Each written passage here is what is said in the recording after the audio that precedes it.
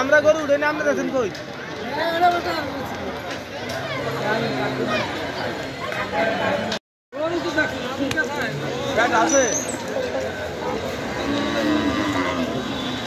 কোন ভলেন্টিয়ার এবং দালালের কাছে খাজনা দিবেন না, সরাসরি কাউন্টারে যোগাযোগ করুন।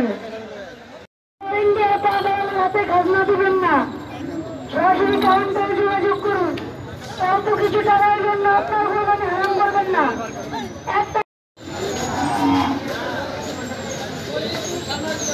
হাট হাট হাট এক বিশাল হাট, এক বিশাল গরু ছাগলের হাট, পরানগঞ্জ হাই স্কুলের মাঠে এক বিশাল